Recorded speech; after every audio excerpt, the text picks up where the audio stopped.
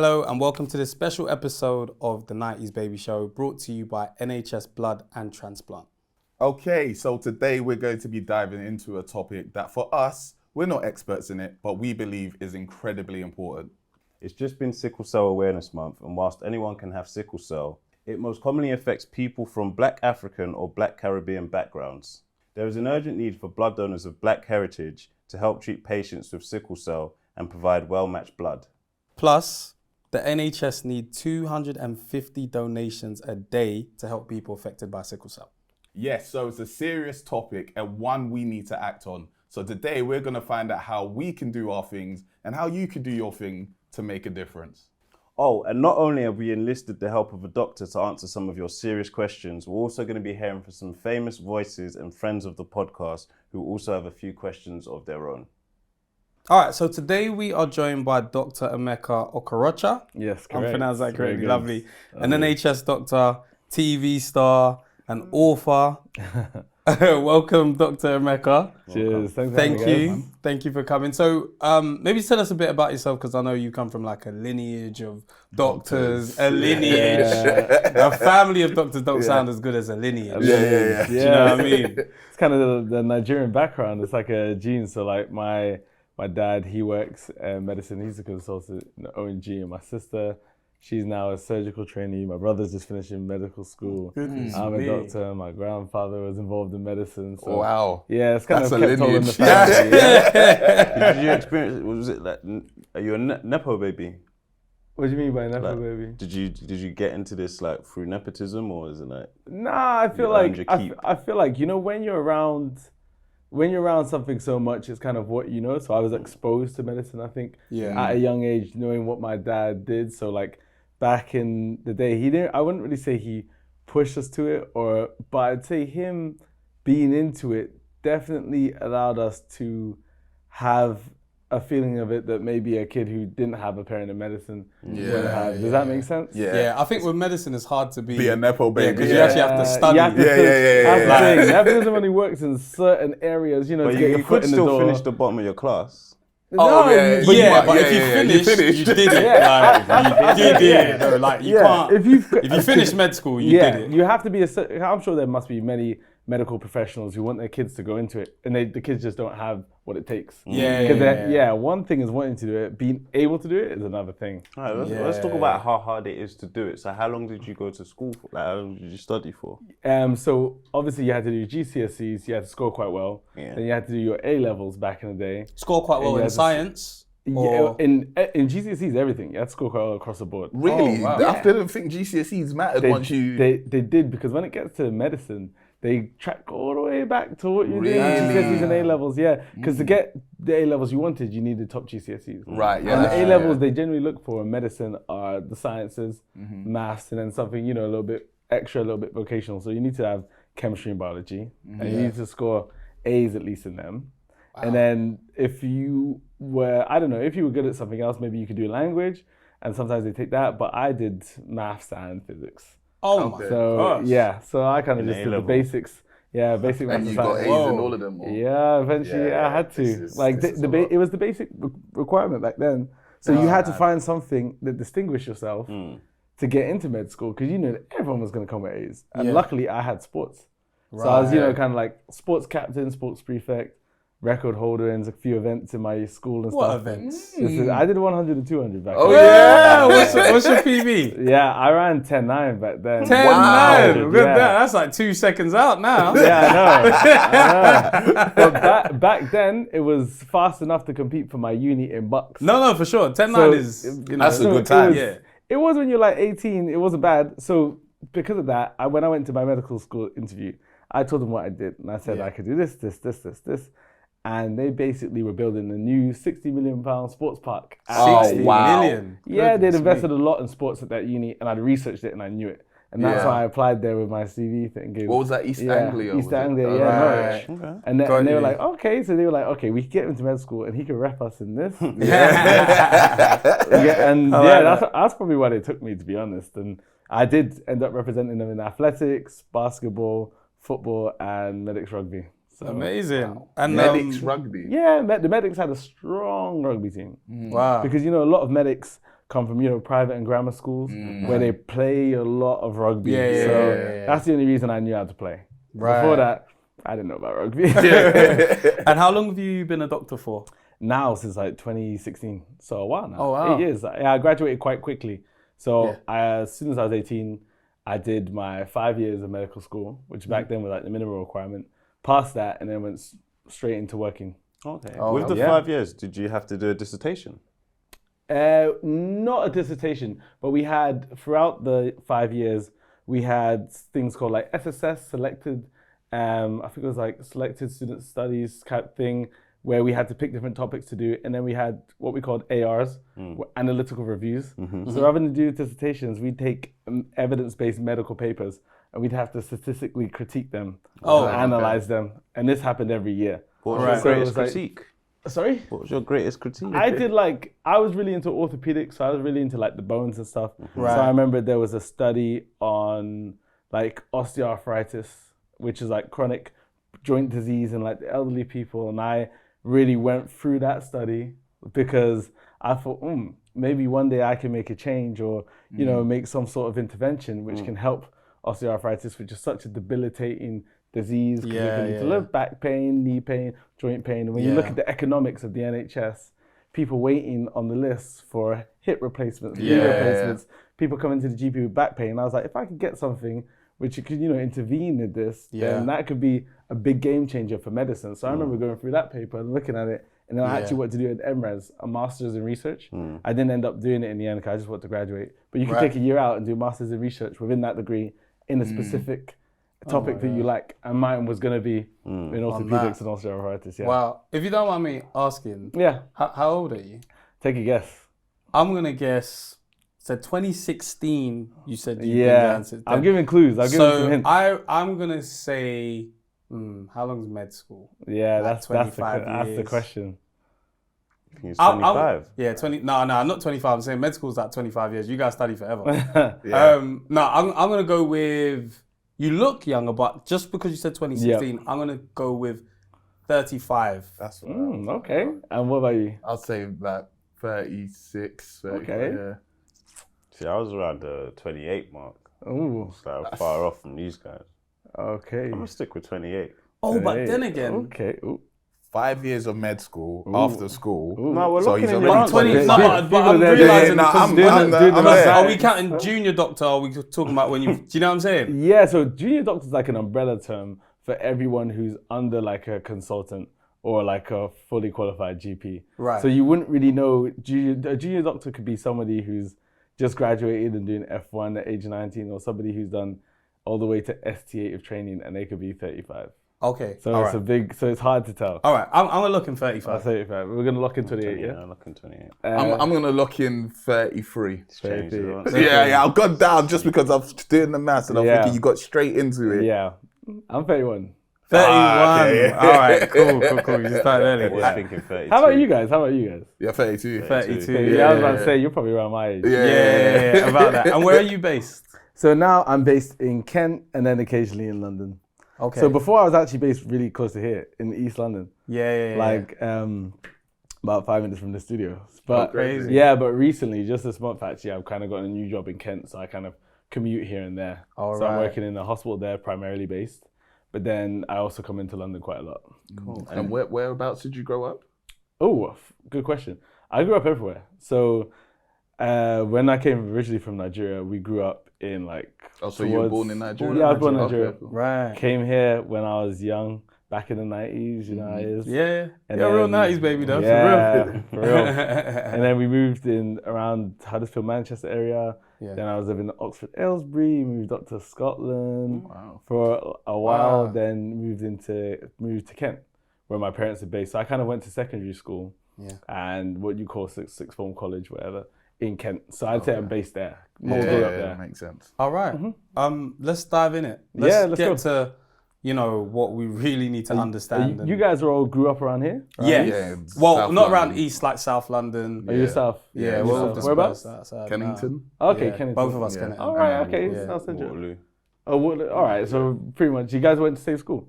Me and They did, Fred went to the same school, Yeah. and then Then you guys, this went then you Sickle, jumped in. Yeah, I lived in the same But block we as lived in him. the same block. okay, you lived in the Yeah. same block, yeah. Everyone's tied in. connected. But yeah, sickle cell. Like, Yeah, man. there's so many myths. There's so many things to Yeah. explore around it. Well, let's start simple. What is sickle cell? So yeah, this is where a lot of people kind of missed the boat originally. So sickle cell is actually an umbrella term for a group of inherited disorders. Right. So basically, where you look at simple blood cells, they're like donut shaped, nice and squishy, nice and pliable, nice and round. They travel around the body, deliver oxygen to your organs, to your tissues, etc. Once you have a gene mutation, you can then suffer from sickle cell. Right. So from then, you can have what we call sickle cell disorder, or we now say patients with sickle cell. And so these nice donut red blood cells can actually be transformed to a bit more rigid, harder crescent moon-like cells. And it's harder for them to flow across the small circulation in your body. So based on your genes and what you've inherited from your parents, this can be, you could be a sickle cell trait carrier. So you can have one gene from one parent where you have trait for sickle cell, which you might not experience much symptoms, or you have two genes from both parents, in which case you're far more symptomatic. And that's why we tell people of African Caribbean origin, where it's a lot higher in terms of the rates, like it's 1 in 4 West Africans, such as myself, and then that could be 1 in 10 Afro-Caribbeans. So we tell those people maybe to get screened, their blood's tested, so they can make a little more genetic counseling into, okay, we both have the trait, so it means that there's a 1 in 4 chance our baby won't have the trait at all, and then 1 in 4 chance our baby actually has sickle cell condition. Right. In which case, we're going to have to decide what we're going to do in terms of having a child, having the screening process nice and early, etc., etc. Right. So it's not guaranteed that if you both have. Yeah, it's not guaranteed. Okay. Yeah. Right. I got the trait. Oh, you got the I trait. found my card. I didn't know I had it till later on in life. I Yeah. found my card. Your card, I was isn't like, it? oh, I got sickle cell. But the trait- Exactly. That's the misconception. A lot of people think if you have sickle cell trait, all of a sudden you'll be like, but I've never suffered with any issues. A lot of people could go their whole lives without even knowing they have the trait. Yeah. That's the thing. It doesn't necessarily mean that. And even if you have both the genes from your parents, it can only be in certain what we call crises, where this can be triggered from like an infection or from a cold or dehydration, physical exertion, where the cells actually start to act abnormally and they start acting hard and then crescent shaped, and they can cause what we call vaso-occlusions in your microcirculation. So some of the smaller vessels, where normally the donut, nice, pliable, round cells will just travel through. These sickle cells can't, and they clump up and they can block it. They block it together. Yeah, and this can cause the symptoms such as sometimes organ failure, such as blindness, such as severe pain. Yeah, and what it can lead to is a condition called sickle cell anemia. And this is where the hemoglobin, which is like the protein that makes red blood cells red, this is what carries oxygen. This can be altered by the gene. And so sometimes these cells, these bad sickle cells, which are crescent shaped, they can get destroyed by the body. And that leads to a drop in your hemoglobin, which means you have less oxygen carried around the body. So you could get a little bit breathless, you could feel a little bit lethargic, a little bit drained, and these are other symptoms. And that's why people with sickle cell disease require transfusions. Because think about it, if your body's red blood cells are breaking up, you need a top up. You need some people to donate.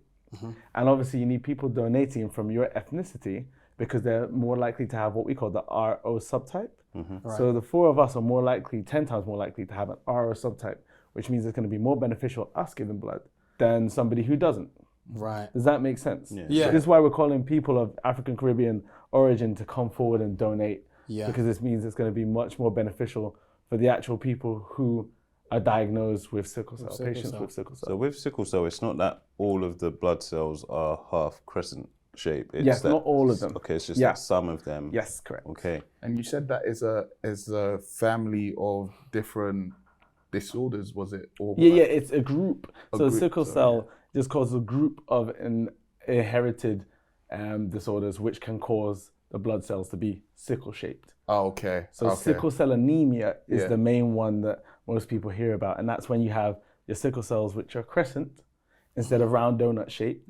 And then the body's kind of breaking them down and destroying them, leading to a drop in your hemoglobin, and that's when you become anemic. Right. Right. Okay. So what I want to understand is like, what is the relationship with sickle cell and the Black community? Like, why is it so rife? Why is it so much amongst our community? Well, there's a lot of research that's gone into it, and the gene we've seen is more prevalent in people of Afro-Caribbean origin. So people of West African origin like me, the gene's almost prevalent in 1 in 3, 1 in 4 people. Right. So that means that chances are one of us, like you said, is going to have a sickle cell trait. And it just so happens that's actually true. 1 in 4, isn't it? Exactly. So, and this could be 1 in 10 of Afro-Caribbeans. It can also be found in people of Mediterranean origin, North African origin, but it's just a lot less common. Yeah. It's just something that we have. And the studies show that there could be medicinal advantageous factors in terms of protection from malaria with the gene and people with sickle cell, which we know is obviously very prevalent in West African countries. Okay. So So sickle cell protects you from malaria to a degree. Yeah, to a degree. Okay, there's cool. research going on that says that it could be a protective factor with people suffering from malaria in West African countries. That's interesting. Yeah, which is it's interesting research that goes into it. Malaria used to be scary. It used to be extremely very scary. Is it that like, is it that research and like medicine got better, or is it that, I think they just, what do you mean in terms of For malaria. how scary malaria is? Yeah, like so I don't hear of it too much. Because most times, like if you're, for example, I went to one of my best friend's wedding in Ghana last year. And so I made sure that I was taking my anti-malarial tablets as prescribed before I went out there, whilst I went out there, and then a couple of weeks after. Right. So I never had any issues or suffering with malaria. And I think I had malaria when I was younger anyway. Right. Yeah, back in the day. But like most nowadays, we have a lot more medical research and there's medication far more readily available. Before, they didn't really know what was going on, why we were all getting it, and how we can treat it and how we can stop it. But now we obviously have that information. So if you're traveling to Nigeria, to Ghana, etc., they'll be telling you, make sure you go and see your pharmacist or your GP and get your anti-malarials prescribed beforehand. I remember my dad had it. I thought, that's it. That's it. He's gonna kick the bucket. What's that one? Yellow fever. Yellow fever. That one was peak as well. Yeah, it's another one. It's a vaccine, so they'll give you a shot before you go out there, especially when you go to countries with what we call a high prevalence and incidence. So we know the disease is rife. The disorder is rife in those countries. You should be taking so you don't have to, but like often they'll check. You have a booklet now, and if you get to a border force in that country, they'll have a look at your booklet and whether or not you've had your vaccines. And if you haven't, you may not be able to enter. Sent back. Yeah. Boom. Crazy. So I thought anemia was it might be to do with like low iron levels. Is that? Can you be anemic without sickle cell? So anemia basically is the drop in the hemoglobin. So you can have different types of anemia. There are loads. Right. So like throwing medical words about you, there's sideroblastic anemia, aplastic anemia. Iron deficiency anemia is the one you're thinking of, where you have a lack of iron storage, leading to the lack of hemoglobin, oxygen in the hemoglobin, leading to anemia. So it's slightly different. It's just what causes the the drop in hemoglobin. Exactly. So that's why when it comes on to diagnosis, which is a good point, so they're going to do what they call like a blood film, and they're actually going to look at the red blood cells, and that's how they're going to diagnose if you have a difference between iron deficiency anemia, where you have a low lack of iron stores and low lack of hemoglobin in the body, to sickle cell anemia, where you have sickle cells and the body is destroying them and breaking them down, leading to lower hemoglobin in the body. Right. So the anemia just refers to the hemoglobin in the body. Right. Okay, that's interesting, because all this time I thought anemia was just to do with iron. No, it's just the most common one.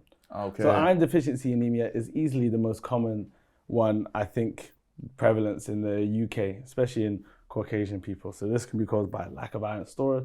If you just don't have enough, you can have a familial trait genes for that as well, or you can have significant bleeding, which could lead to an iron deficiency anemia. So the anemia, and I have a couple of friends who are in hematology, which is like basically the study of blood. Right. And it gets really interesting when you go down to the genes and the subtypes and different chemicals and the different ways to diagnose it. Goodness me. Yeah, it's for those people, you know, them real academics and muffins. They're like the research papers, those guys. The link ups at your house must be crazy. Everyone's talking about like real, like the double helix. Yeah, exactly. That's as far as your knowledge goes. Yeah. DNA. Yeah. There's so many people that could be blood donors within the community. Why do you think people aren't doing it, or what do you think is like the block, or what's stopping us? I think one, generally the myths. So people already don't know what it takes to give blood. They don't know how easy and how simple it is. Yeah. And they don't know how necessary it is. If people knew how necessary giving blood is, and the fact that we need 250 donors a day in the NHS to help people who are patients with sickle cell, because it's the largest growing genetically inherited condition in the UK. And so if people realize just how many people need blood, they'd be like, oh, okay, actually, it's something I should probably do, you know. This could help my brethren, this could help my friend, this could help my brother, this could help my cousin, this could help somebody just like me in the community. Yeah. Plus, obviously, the process of it. Yeah. So the process of it is actually very, very straightforward in terms of you go there, they take a little bit of a blood sample, you fill out a bit of form, you sit there, you get blood, you can watch Netflix. I recommend Supercell maybe. Yeah, of course. On Netflix, put that on, realize I'm giving blood, Supercell. And then literally, and then that can save up to 3 lives. Just that there. So I think when people have done it and they realize just how easy and slick it was, they're like, oh, actually, I could even do that again in the next 3 months or so. Yeah. And that's when, obviously, word gets around, like, hey, bro, come with me next time and give blood. And that kind of thing. And then people realize just how simple it is. And then more and more people do it. But it's just kind of getting the word out there, you know, telling people how important it is, telling people how swift and easy it is. Yeah. You get a little snack at the end, have a little chat with the people working there. How's your day going, Brenda? What have you been up to? That sort of thing. Yeah. And before you know it, bang, you're done. Yeah. That's interesting. I was even just a random idea. You know how they got run clubs these days? Yeah. Imagine it was a give blood club. Honestly, that's something I would push. That's something I would push. Give blood clubs. Blood donation clubs, just like run clubs. You just go there with all your friends. As a group. And as long as there's enough staff to get you in, you'll sit there like, imagine if we were sitting there now. And by now we would have given blood. Imagine if all 4 of us. The 90s baby blood. Exactly. If all 4 of us now were just quickly hooked up, we could have been having this chat, and by now, do a podcast giving blood. Do you know what? We definitely need to do that. I did it. I filmed with the Mayor of London. We did a thing where we sat there and had a chat, and we gave blood to show how simple. Because in my head, it's like when you're giving blood, you're gonna be like weak or something. Yeah. Like, you know what I mean? Like, you have a lot. Like people pass out maybe because of the anxiety of doing it, or if you have a phobia of needles, for example. Yeah, but it's actually nothing. Because me, honestly, I didn't like needles. I couldn't say I had a phobia because I handled them every day. But I just didn't like the idea of me having a needle in me because I had a bad experience when I was really, really young.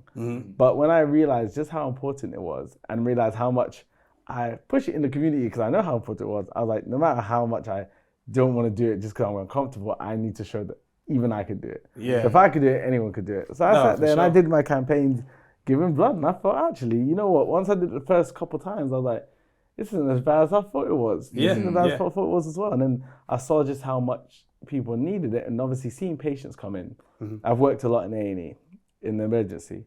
And when you see these young kids come in with sickle cell crises and just see what they go through and how much pain they're in and how much analgesia, so painkillers they require, and how much they need these transfusions, it changes your whole perspective on things. You're like, actually, my little thoughts of being uncomfortable about giving blood is nothing compared to this little strong 8-year-old boy or 8-year-old girl who's come in, who's been, you know, dealing with sickle cell their whole life and had countless transfusions, and they have no issues with the needles and whatnot, and they need this. Come on. I was like, Emeka, put it together. Come on, we can do this. I was actually going to ask, what is it that made sickle cells so important to you? Like, as a doctor? Definitely being a doctor, seeing patients who kind of look just like me, thinking that could have been me as a child. That could be my child. That could be my niece, nephew. And I think when you see the younger people with it, it kind of hits you, as not just as a doctor, but as a person. You're like, damn, man, there's something about seeing young people suffer, you just don't want it. And I'm currently doing my pediatric rotation and seeing kids come in and seeing them breathless or in pain or suffering. It's not easy. No. And you're thinking, I want to do anything for this little kid. And then you think, actually, I can do something. Yeah. Yeah, there is something I can do. Yeah. And it's easy and simple. And that's what kind of changed my perspective on it. Because I've seen, older people have transfusions. I've seen chemo patients and, people who are going through blood cancers have transfusions. I've seen people come from road traffic accidents who've lost a lot of blood, and pregnant ladies have transfusions. But when I saw the kids having the transfusions, it just kind of hit me a little bit differently. Yeah. So I was like, I need to start getting involved and not only just doing it myself, but, promoting and creating awareness of how simple and easy it is for people to go give blood. So with patients with sickle cell, I know there's a difference because I know people who have sickle cell, and some of them need transfusions and some of them don't. Yes. What is it that? Yeah, so that's kind of what I was saying with the sickle cell anemia. So if you have sickle cell anemia where, for example, your body has been triggered by a specific event, maybe an infection, for example. Certain infections can lead to a big drop in your hemoglobin because a lot of those blood cells, those sickle cells, are being destroyed by the body. That's when you're going to develop anemia. You're going to be anemic. Right. And that's when you're going to need the transfusion, which is obviously going to top up your red blood cells and your hemoglobin from someone else who isn't suffering or who doesn't, have the prevalence of sickle cell disease. Does that make sense? Or sickle cell disorder. Does that make sense? Yeah, that makes sense. Yeah. That's why depending on your trait, whether or not you be able to donate, obviously with somebody with sickle cell, because you need, viable red blood cells to be able to give to this person, because this person isn't generating enough viable red blood cells. Their blood cells are being destroyed, and that's why they're getting the transfusion. Right. Does that make sense? Yeah. How much blood will they take on the day? Usually they take a bag or so. I think they took a bag.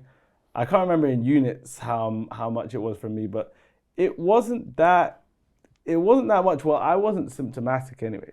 It's not going to be enough to the fact that you're going to be breathless. You're going to feel like, oh, I've been drained by a vampire. Nah, it's not like that. You barely really feel it at all. Your arm might just feel a little bit funny for a few minutes after, and then you're good. Yeah, and then you're fine. So I think they took 1 or 2 bags from me on the day, which obviously goes to help a lot because it helps a lot of children, and it can help about up to 3 adults. So I was gonna ask just because you spoke about some of the myths, but are there any other myths around donating blood that you want to dispel, or any thoughts around it that is that's not true? I've heard some really crazy ones on Twitter and Instagram about how people who donate blood are giving blood for the elites to drink and stuff. Oh my God. And I was like, sacrifice stuff. Yeah, what?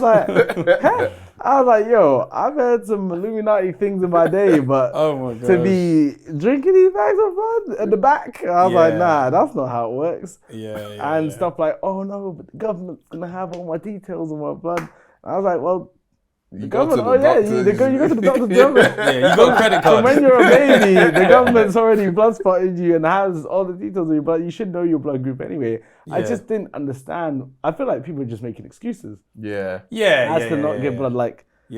Government details? What? Who cares? It's easier to your blood group. It's easier to make an excuse rather than actually do research. It's easier to just be here's a lie or here's something that I heard rather than go and check yourself. Precisely. And I think that's why people like me who've given blood, it's good for us to come and talk, because obviously there's stuff you can research, but you want to really talk to somebody who's actually been through the process to ask, how was it? Because that stuff you can't really research, you have to go do yourself. So that the myth about it being really painful, it being long, or you feel really drained after it, somebody who's done it can go and tell you, actually, it's actually quite quick and a lot easier than I thought it was. And that's why I've done it 2-3 times after that. So that kind of takes the myths out.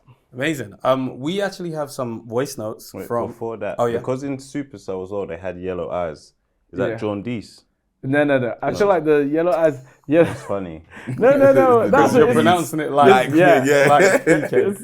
do you pronounce it? Jaundice. Yeah. You learn how to pronounce something from PK. You need to think about. You pronounce it like a girl you met at a box park. Jaundice is calling me. Hey, that Jaundice calling. I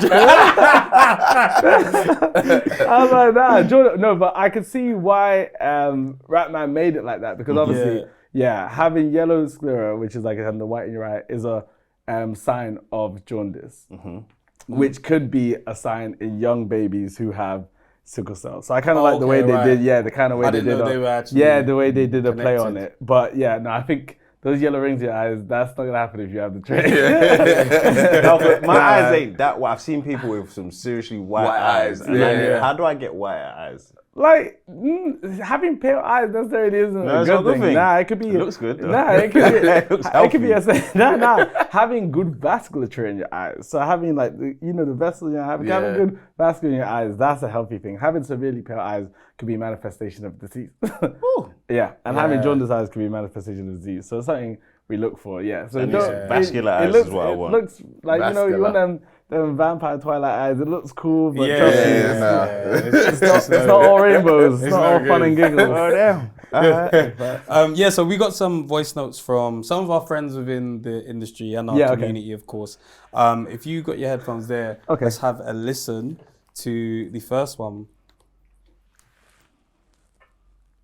Hiya, we're back again. Beatrice, Tammy and Sharon, like you didn't know, from the Uncut podcast, dropping into the pod. Now, we've heard you've got a doctor on today, and that is absolutely sensational because finally there are some real smart people in the building.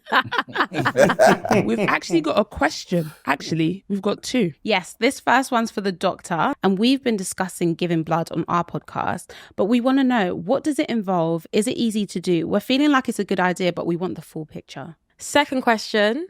Now, we know you guys have recently had your sports day, and I guess this one's really for Fred. How does it feel to come second place? Again. Yikes. Thanks, guys. See you soon. Damn. Let's just... And we called them friends. Yeah, honestly, should we start with the trivial one? Doctor, do you want to answer? Because we need to get to Fred. That's the most important one. No, I'm joking. I'm only joking. I feel like your question was a bit of a shot. No, I'm only joking. My understanding, they want to know, So the process, like I touched on before, of giving blood is like super easy. So you want to obviously find where the nearest donor center for you. You can go on blood.co.uk, which gives you all the information you need to know about, what you're going to have to do beforehand. Make sure beforehand, you've been well hydrated. So you've had water in the morning, you've had food, you're feeling good, you're feeling strong. Don't go there if you're feeling unwell. So if you're suffering from like a virus, perhaps, or illness, or if you're taking any medications for a short time, like antibiotics for an infection, for example, then give that some time, recover. You want to be at your best self when you're giving blood. So you find out where you're going, you book and you get your appointment, you go in. It's very simple. They're going to ask you a few questions, make you fill out a form. Obviously, we just need to go through, the check boxes and whatnot. Yeah. Then usually there'll be other people. Some people go do it in their lunch break from work and whatnot. Usually there'll be a bunch of other people doing their thing. They got these nice comfy chairs. They'll sit you down. They have specialist nurses who do patients like throughout the day. So they're really, really good at finding vessels. And especially if you're well hydrated, you're quite healthy, it's going to be really easy to cannulate you, which is basically when they put the tourniquet on. Find the actual. Exactly. Because some people say, I'm really hard to bleed and it's this, and they try really times at the hospital. Chances are when you went to hospital, you were sick. You were unwell. And so chances are you may have been dehydrated. Or you may have been dehydrated, you may have been suffering with sepsis infection. So it might be hard for you to bleed then. But usually when you're at your best, at your peak, you're going to be fine. And so obviously you'll come in, you'll donate blood. It's going to take I want to say 10 to 15 minutes max, maybe a little bit more than that. And then the actual donation process. Yeah, the actual donation process. And then literally that's pretty much it. After that, you're pretty much done. They'll let you go, they'll give you details, and then usually they'll give you a text and say where your blood's actually been donated and where you've helped. Oh, that's nice. Exactly. So it's like, oh, that's really good. My blood's gone to Cardiff. I wish they'd do that with our taxes. That would Oh, goodness me. Don't know where those are going. It would be great. Oh, man. Yeah. Wow. I just got a question before we jump into the next one. There's a myth that I've heard. Well, this is literally from like parents where they've said, check your blood type of your partner because if you have children with someone that is of the same blood type, that can cause sickle cell. Or check the blood type of your partner. If you have someone with the same blood type, can cause sickle cell. No. Yeah. So it's I feel like that one's amongst the. No. That one's before WhatsApp. That one's just like they told you to be careful when you were 16. Yeah. I feel like they say check check the blood status of your partner. So for example, you might not know that you're a sickle cell carrier. The same way you just found out you're a sickle cell carrier. However, if you went and had a baby with somebody else who's a sickle cell carrier, you may not know. But you then would not know that your child has a 1 in 4 chance of having sickle cell disorder, as well as having 1 in like, for example, one of my friends, both his parents are carriers. And they have 4 children, and none of them are sufferers. Wow. Right. Yeah, but all of them must have the trait. Because, but in terms of what they've inherited by the parents. Oh, no, sorry, not all of them must have the trait, but they'll either have the trait or not have it at all. Right. Because sickle cell is what we call autosomal recessive. Right. So you're going to get 2 genes from your parents. You're going to get a dominant and recessive one, right? And so you need 2 recessive genes from each parent to actually have sickle cell disorder. Right. So you might get 1 recessive gene from one parent, and then you have the trait. Right. You might get both dominant genes from each parent, and then you're complete. You don't have sickle cell trait at all. Okay. Yeah, exactly. Does that make sense? Yeah, that does. Yeah. Is there anything generational about it where it could like skip a generation? Or? People say that, but I think it's just up to like chance. Like simply, if your parents have the trait, it's just down to averages. So it's either 25% you have it if both your parents have the trait, 50% you're gonna have, 50% you're gonna have the trait. So you're gonna have 1 dominant, 1 recessive. So like yourself, and then 25% you have nothing at all. Like you haven't developed any of the traits from your parents because you took both of their dominant genes.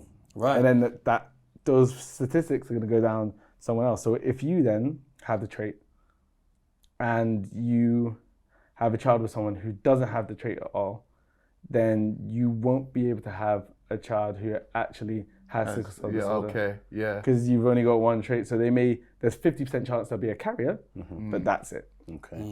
Okay, cool. Well, we got another voice note to listen to from some more friends. Let's have a listen to this one. Pop your headphones on. Sure thing. What's going on, guys? We thought we'd drop into this one. It's your boy Marvin and Taser from the Free Shots. Hold on, sorry, wait. I didn't address. Coming second. I didn't address. I came third, first and foremost. Yeah, I was thinking they got their things wrong. I came third. I've got a lot. How many? Out of 4. That's a place on the podium. And you know he's a runner as well. Yeah, but I'd beat you. In running? Yeah. In sprinting? We don't have to do this. But you came third. Yeah, and you got 10.9. What What did you run? get? At my age now, I got 11.5. So he beat you. Yeah, but he did that at true. 18 years old. He's got slower too. True. That's a good point, but I'll beat 11.5. No. Now. No. 100%. You wouldn't. 100%. 11.5. Really go outside after this. We can actually go outside. He's got slippers Oh, on. that's true. I would have brought my you know. Your cleats.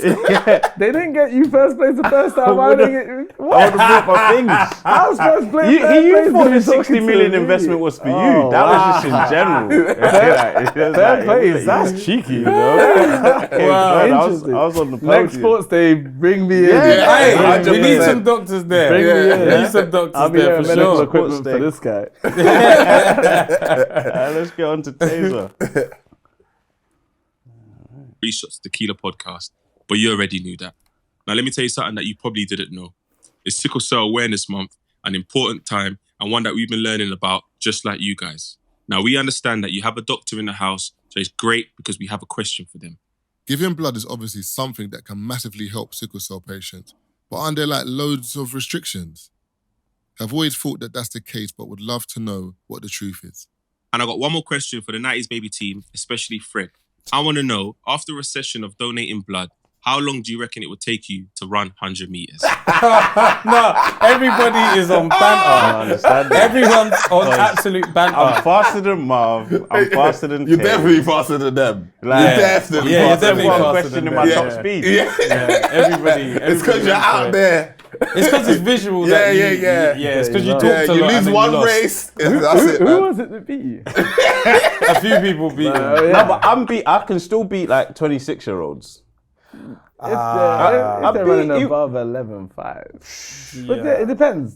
Can you beat these guys? Of course. Yeah, it'll be me. I'm not fast. I mean, it's debatable. Well, I don't know. You guys haven't actually raced. Have you? No, not properly. Only once. So who was in the sports day? It was our our members. members, our community. Oh, came there. yeah. And obviously some of To be them fair, are... you're gonna have some fast people there. Yeah. I came third. Like, Okay, Yeah, you out, did out decent. of 4 though. at my age.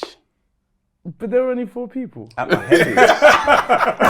No, there was some people that ran. They didn't qualify for that heat. But the guy he beat, the guy he beat did pull a muscle as well. Oh, did he pull a muscle I made during? him pull a muscle. He couldn't keep up. He pulled a muscle trying to This keep is up. wild still. I didn't know he pulled it during. I thought it was like afterwards. Nah, he pulled I it during. shouldn't try and discredit bronze medals. yeah, The Olympics just happened. during. And getting a bronze medal, It's something. It's good. I'm not there. But those who got bronze are usually competing against more than, Free. Yeah. When you think about it, you only beat one person. Yeah, it can only be what's in front of you. Yeah. Only. You didn't beat one. You didn't beat what's in front of him, They man. were in front of you. Only be what's in front of you. Do we even remember the question? Oh, what Yeah, that, yeah. Oh, no, about taser- the restrictions. Yeah. restrictions. So it was, I'm sorry, I got this guy. I'm not that friend. So no, the restrictions, yes, there were. There used to be quite a few restrictions back in the day. I think they've opened it up now. So even, because a lot of people from the LGBTQ community ask if they themselves can donate blood, and the answer is yes. So they've made it so much easier, like I said, and things have changed so that people who they suggested not to donate blood back in the past, because of new research and new medical technology and all the things they could do with blood, they've said, actually, yes, you can donate blood. There's still some restrictions there, like I said, but these are temporary. Like if you've traveled to a high-risk country of malaria, you have to give it some time. If you've been unwell or in your certain medications, you have to give it some time. But usually, I can't remember all off the top of my head, but now there are very few restrictions that definitively say that you as an individual can never donate blood. Like I think only if like you yourself have required transfusions yourself, that would eliminate you from being able to give your blood to somebody else. And there used to be restrictions on tattoos, whether or not you'd had tattoos, because they worried about hepatitis B back in the day. But like even that restriction, I think now has been lifted. I can't remember the exact numbers and when it was, but even those have changed. So now, if you go on Blood Code UK, it has a very, very simple way of, am I able to give blood? And I think there's like a tick box answer, like a flow chart, and it'll actually tell you exactly whether or not you'll be eligible. And for example, if you yourself are anemic, then obviously we advise you can't then give blood. It's one of the things they'll test for in a day. So they'll look at, do you have enough hemoglobin for you to give blood? They might be like, hey, you might be in trouble you're after receiving, this. You should be receiving blood, not giving blood, bro. Your HB is low. Let's take you to the other end. Take you to this side. Thanks for spotting that out for us. That sort of thing. So which in that case, you may need a transfusion, for example. Especially, imagine if you were a patient with sickle cell, you didn't even know. And you didn't even know your hemoglobin had dropped because you hadn't been symptomatic, you hadn't had a blood test.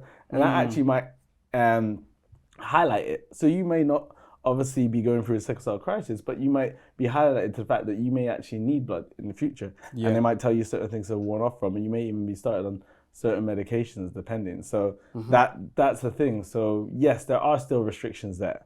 However, a lot of the restrictions have been lifted, and it's up to individuals, to go and look on, blood.nhs.uk and the relevant sites and speak to their medical professionals and ask, actually, am I eligible to give blood? Because then you'll know. Okay. I mean, definitely learned a lot today. I mean, something in particular that shocked me was that I didn't know is that you'll get a notification or you'll know where your blood went to.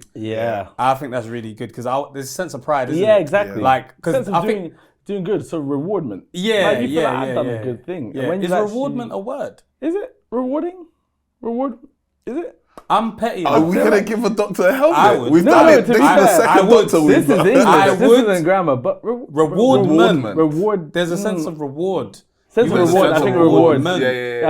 I think you're right. You're just gonna have to hold that. I feel like just if you pass that over. You just need to hold it. Yeah, you just need to. It's just crazy, man. I feel all that years of education. You're right. Honestly, told us all about sickle cell and said rewardment at the end. I fumbled with that one. That's all right. We'll go through it. I'll take it from here. There's a sense of reward. There's a sense of reward. But there's definitely. I was stuck between fulfillment. Well, that's what I'm gonna go back on that. There's a sense of fulfillment. There's a sense of fulfillment. Cut that out there. There's a sense of fulfillment. And a sense of reward. Yeah. Like, there's definitely like that vibe that you know at least where it's going, and maybe that data side where people like they're taking my data. Maybe that might be at least something that's like you do find out where it's going. It's not just going randomly to you know the Illuminati or whatever it is. Do you know what I mean? Exactly, and having your data is not necessarily a bad thing. Yeah, if they're doing good things. If they know your blood group and your subtype, and they know your RO subtype, for example, you're more likely to get a match because you know, okay, you're AB positive, so that's the kind of blood you can take. You can't have all the blood, etc. Or sorry, you're A negative, for example. So we were going to try and give you that subtype of blood example because that's going to get the best match. So having data is not necessarily a bad thing, especially when it comes to medicine. I want to know what my blood group is. I want to know what blood I should be having. I want to know what blood I can donate, etc. to people, because we know that negative people like what we call universal. So like they can donate blood to pretty much everybody, and like AB positive people can literally accept blood from everybody. So that's useful to know, especially in emergency 100%. Situations. It's good to know like that. You know, like I now know the difference between sickle cell anemia and patients with. So as well, like patients with sickle cell. Do you know why that is the term now? I feel like because there's a stigma when you say sickle cell disease and sickle cell patients suffering with sickle cell. Because you don't necessarily suffer if you have sickle cell. Like you said, one of my friends said, I have sickle cell. Sickle cell doesn't have me. Exactly. That's the whole point. And we want to obviously empower people because you don't want to be seen as a sufferer from a condition, especially if you feel like you're very healthy. Like you feel like, oh, I have the trait. Like I have sickle cell. I have a gene or I have a trait with sickle cell. It's very different to say I have sickle cell disease or I'm a sickle cell sufferer. You know what I mean? It already creates that negative stigma in your mind where you feel like a victim, almost like a patient all the time. And that's not what we want to really do for patients, especially if it's something like a lifelong thing. That's why they've kind of changed the terms. I think that's good to know. Like just educating people on language is really important. Just give me that rewardment. That reward. Still something I need to learn. So if I do donate blood, I could still get 10-5 afterwards. As in what you can run 10-5. I don't know if your legs can do it. I feel like the fulfillment you'll get will be even better than running 10-5. Donating blood. I definitely know that we'll definitely be taking actions for sure. Yeah, 100%. No, it's great. And I'm hoping that people who listen to this as well will go and do their research and hopefully take action too. If we even touch a few people and they go and donate blood, even better, because that could be, you know, a child or an older person who needs a transfusion desperately, who's like, oh, I got that because I heard from the 90s Babies podcast and that doctor was talking. I've actually gone and, you know, brought myself forward because it has happened. On the campaigns I've done, I do get messages and DMs and emails from people who be like, you know what, I saw your advertisement or I saw that campaign you did with me and I actually went and I donated blood. And I'm like, brilliant. One guy actually did it and he even bought a whole full-on red suit. And because he was into fashion design, he said, I'm doing a whole red party. I'm hoping to do everyone wear red and you have to donate blood for it. And I was like, brilliant. I was like, brilliant. Just because you kind of heard me, you know, educate you on it and talk about it a little bit and do it myself. People who've watched me do it on camera knew that I wasn't really comfortable with the idea of needles, but they're like, well, he could do it. And he knows how important it is, so I can do it too. And that's why we're doing this, you know?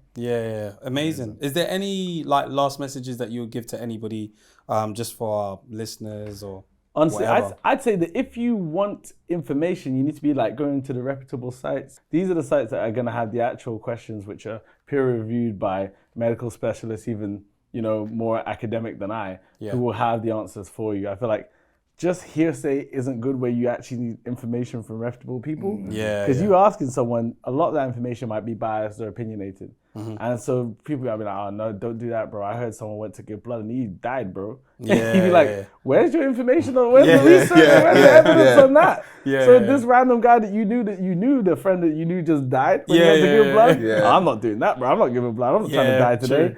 That's how rumors spread and that's how misinformation spread. And so some of the things I hear from people, I'm like, where did you hear this? They're like, I don't even know, bro, but one of my man then told me that he knew a guy who did that. And his barber told his guy. I'm like, yo, bro. This isn't for barber shop talk. Exactly. Yeah. So try and, if you want, do your own individual research. Yeah. This and go to the places where you can get more information. That's what I'd say. Amazing. Yeah, thank you so much for coming Cheers. and sharing that. It's We've learned a fun. lot. Great. Fun. And yeah, all the information is there in the description. Go check it out, guys. A big thank you to Dr. Emeka for joining us. You guys might have seen the title and thought, what are we going to be talking about? But hopefully you can know now why we were so keen to cover this. So thank you so much for coming. Yes, and remember guys, giving blood is so quick and easy. It takes 1 hour and can save up to 3 lives. It's in our blood to help fight sickle cell. Book now at blood.co.uk.